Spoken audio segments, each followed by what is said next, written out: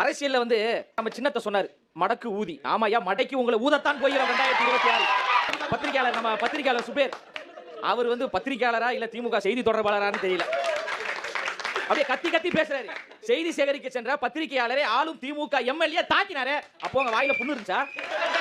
அண்ணா நகரில் 10 வயது சிறுமியை பாலியல் வன்புணர்வு செய்தது யாரு? ஆளும் கட்சியை சார்ந்தவர். நீதிமன்றத்துக்கு போகின்ற போது அதை விசாரிக்க கூடாது என்று தடுத்தது யாரு? இதே திமுக அரசாங்கம். மக்களுடைய கிட்னியை கொள்ளையடிக்கக்கூடியது யாரு? ஆளும் திமுக கட்சியை சார்ந்தவர்கள் தான்.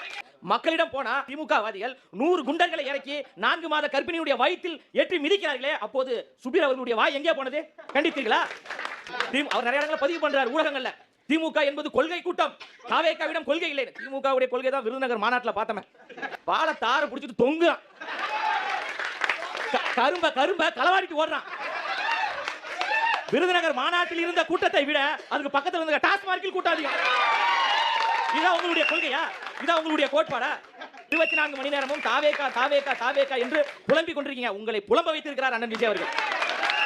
அப்புறம் ஒரு துணை முதலமைச்சர், சுதந்திர போராட்ட தியாகி அண்ணன், அவருடைய பிறந்தநாள் நிகழ்வுல இந்த பாடல் வரைக்கும் நம்ம தொடர்ந்து சொல்லணும். ஏன்னா திமுக வந்து கொள்கை கட்சியில குலுக்கி வச்ச கொக்கா கோலா போல் சாயங்காலம் வேலை பொங்கி வந்தாலே.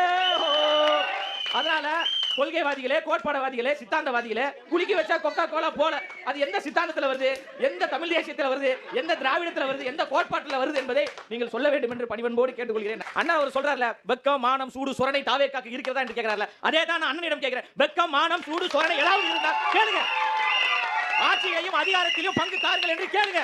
அண்ணன் திருமா அவர்களை விட உதயநிதி ஸ்டாலின் அவ்வளவு பெரியாளா? பிஜேபியோடு ஒட்டும் கிடையாது, உறவும் கிடையாது. பிஜேபியோடு நாங்கள் கூட்டணி வைக்க மாட்டோம், தெரியாமல் கூட்டணி வைத்து விட்டோம் என்று சொன்ன அண்ணா திமுக வெக்கம் மானம் சூடு சொரணை இல்லாமல் ஏன் பிஜேபியோடு கூட்டணி வைத்தீர்கள்? சிலர் ஆசைக்கும் தேவைக்கும் வாழ்வுக்கும் வசதிக்கும் ஊரார் கால் பிடிப்பார், ஒரு மானம் இல்லை அதில் ஈனம் இல்லை, அவர் எப்போதும் வாழ் பிடிப்பார். எதிர்காலம் வரும், என் கடமை வரும், இந்த கூட்டத்தின் ஆட்டத்தை ஒழிப்பே, பொது நீதியிலே புது பாதையிலே நல்லோர் முகத்திலே விழிப்பே, நல்லோர் முகத்திலே விழிப்பே. பிஸ்லடிச்சதுனால ஞாபகம் வருது, சேப்பாக்கம் ஸ்டேடியத்தில் தடை, தந்தி ஸ்டுடியோவில் தடை இல்ல.